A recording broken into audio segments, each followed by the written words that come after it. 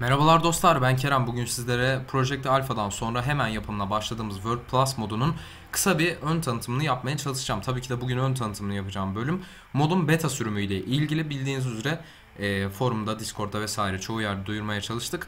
Modun önce yaklaşık 3000 eyaletli bir beta sürümünü çıkarmaya çalışacağız ve bu beta sürümünde yalnızca Avrupa bulunacak. Üstelik eğer modun full sürümünde kasma yaşayan Android cihazlı arkadaşlar falan olursa belki isterlerse tekrar dönüp Avrupa sürümünde oynayabilirler. Ya da şöyle bir şey de yapabiliriz.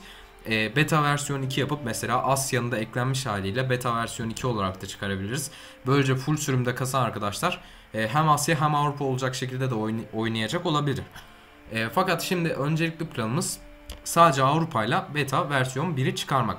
Şimdi birçok kişi biz World Plus'ın yapımına başladığımızda sordu. Neden Project Alpha versiyon 0.2 değil de World Plus olarak yeni bir moda giriş yaptınız diye. Şimdi bu soru gerçekten sorulması gereken bir soru. Daha doğrusu cevaplanması gereken bir soru. Neden başladık? Şimdi size şöyle bir kıyıları göstermek istiyorum en basitinden. Mesela bakın Project Alpha'nın gidip lütfen bir kıyılarına bakın. Yani Karadeniz sınırlarına bakın. Bu kadar düzgün olmadığını siz de göreceksiniz. Hatta bayağı saçma sapan sınırlar olduğunu hepiniz rahatlıkla göreceksinizdir. Çünkü Project Alpha'nın bütün kıyı sınırları hemen hemen böyle dümdüz gidiyor arkadaşlar. Yani böyle kıvrımlar falan gerçekteki gibi hiç yapılmamış. Dolayısıyla ben de şöyle bir Project Alpha'dan sonra girip Lucas'ın map'inde yani 4269 eyaleti normal dünya haritasında oynayayım dedim. Ve baktım ki abi sınırlar yani eyalet sınırları bildiğimiz normal iç eyaletler olsun, kıyı sınırları olsun çok daha düzgün böyle nasıl desem girintili çıkıntılı duruyor. Yani şöyle anlatabilirim ki hani mesela Project Alpha'da bir sınır. Bakın burada gördüğünüz üzere böyle bir girintili bir çıkıntılı falan gidiyor. Ama Project Alpha'da böyle bir sınır mesela şöyle dümdüz gidiyor. Ve bu da bence yani tabii ki benim açımdan gerçekten görüntüyü bozuyor, gerçekçiliği kaçırıyor. Yani insanın oynama hevesini dahi bence kaçıran bir durum. Ve arkadaşlar ayrıca bunun haricinde Project Alpha'ya ek olarak eklediğimiz şeyler çok daha güzel, çok daha kaliteli nehirler ekledik abi. Yani şöyle bir Avrupa'daki nehirlere baktığınızda zaten hani Project Alpha'da İspanya'da 3 tane nehir vardı bildiğiniz üzere.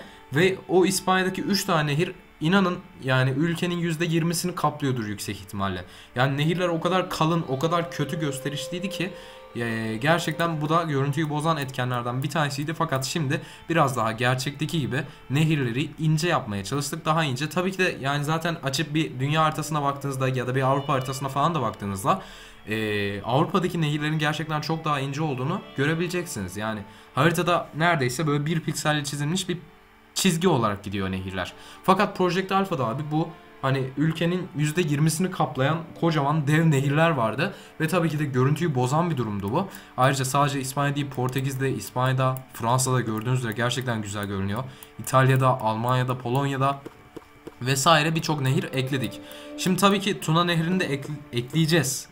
Büyük ihtimalle beta V1 sürümünde olacak. Fakat Tuna Nehri'nde birazcık sıkıntı yaşıyoruz açıkçası. Çünkü Tuna Nehri'ni bu tam olarak Bulgar-Roman sınırına oturtmak gerçekten zor. Yani buraya tam olarak oturtmak için bizim hani ayrı bir uygulamaya falan da ihtiyacımız olabilir. Eğer yapabilirsek abi Tuna Nehri'ne eklemeyi gerçekten çok istiyoruz. Avrupa'nın en büyük nehirlerinden biri, hatta yanlış bilmiyorsam en büyük nehri. Gerçekten eklenmesi çok güzel olabilir. Bunun haricinde Nil Nehri zaten ilk eklediğimiz nehirlerden biriydi. Bu da yine gördüğünüz üzere çok ince bir şekilde eklendi. Yani kalın olunca gerçekten bence görüntüyü bozuyor abi. Yani o yüzden kalın eklemeye lüzum yok. Görüntüyü bozmasına hiç gerek yok. Nehirler haricinde abi bir de eklediğimiz bir diğer özellik tabii ki de göller. Bildiğiniz üzere mesela Türkiye'de bir Van Gölü bir de Tuz Gölü vardı. Fakat Lucas'ın map'inde Türkiye'de yaklaşık 8-9 tane göl var. Biz de World Plus modunda göller açısından biraz daha Lucas'ın map'ini örnek alarak yapmaya çalıştık. Yani şöyle bir zaten hani çok fazla bir şey anlatmama gerek yok. Sınırlara şöyle baktığınızda Project Alpha ile World Plus modu arasındaki farkı bence çok rahat bir şekilde görebilirsiniz abi. Yani şu kıyı sınırları olsun, eyalet sınırları olsun, bildiğimiz normal eyalet sınırları olsun, göller olsun, nehirler olsun.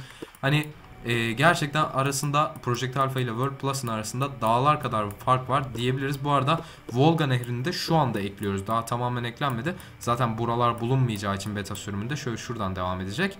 Şu anda ben ekliyordum işte tam şurada kaldım. Buradan devam edeceğim video bittikten sonra.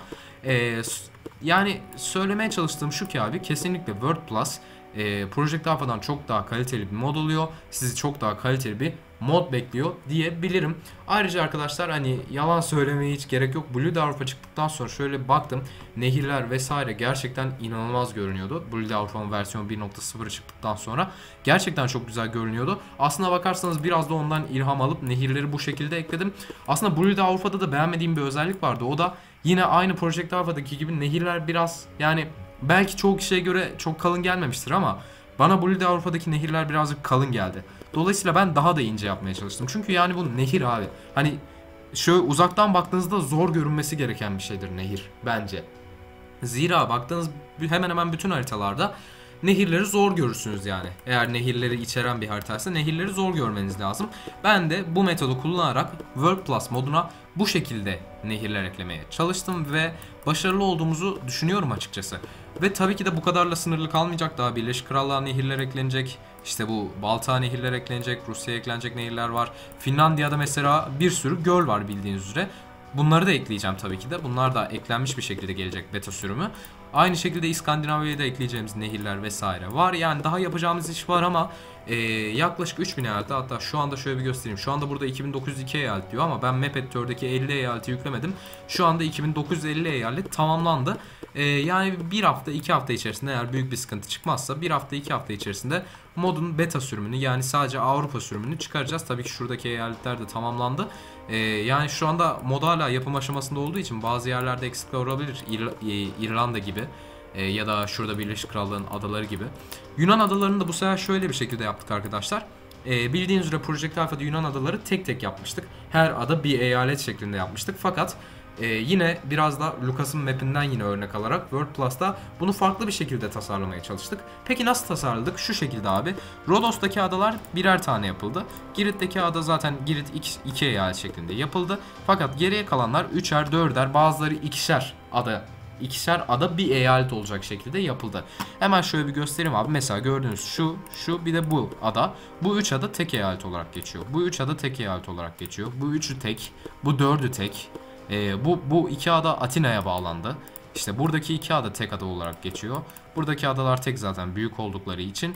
Buradaki 3 ada tek ada. Buradaki 2 ada tek ada. Burası da tek ada.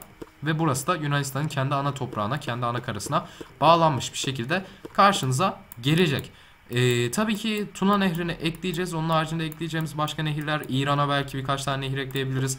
Bazı ülkelerin bu arada World Plus'ta eyalet sayıları arttırıldı. Mesela Azerbaycan'ın normal Lucas'ın haritasındaki eyalet sayısı 10 eyaletti. Fakat Project Alpha'daki eyalet sayısı da 10 eyaletti. Yani Azerbaycan'ın eyalet sayısı hiç arttırılmamıştı. Azerbaycan'ın bir örnek olarak veriyorum. Ve World Plus modunda Azerbaycan'ın eyalet sayısını 15'e çıkardık. İsrail'in mesela Project Alpha'daki eyalet sayısı 3'tü. 5'e çıkardık. Gazze ile Golan Tepelerini zaten ayrı eyalet olarak yaptık. Ürdün'ün sınırları, Irak'ın, Suudi Arabistan'la sınırları gerçekten berbat denilebilecek kadar kötüydü. Bunlar tabii ki de World Plus'ta çok daha iyi bir şekilde tasarlandı. Yani artık siz de bir şeyler görmüşsünüzdür yani abi. World Plus ile Project Alpha arasındaki farkı anlayacak kadar sanırım bir şeyleri fark etmişsinizdir yani abi. Gerçekten arasında büyük bir fark var. Üstelik şöyle bir şey abi. Biz deniz kara sınırlarını yani kıyıları Lucas'ın haritasına göre tasarladığımız için şimdi daha gerçekçi deniz kara sınırları göreceksiniz. Tabii ki bazı adalarda da artık daha iyi tasarımlar yapmaya başladık. Mesela Amsterdam'da bulunan bu adalar Project Alpha'da bana göre rezaletti. Ve şimdi World Plus modunda çok daha iyi durumdalar. Videoyu da artık burada bitirelim arkadaşlar. Umarım kafanızda World Plus modu ile ilgili birkaç fikir oluşturabilmişimdir.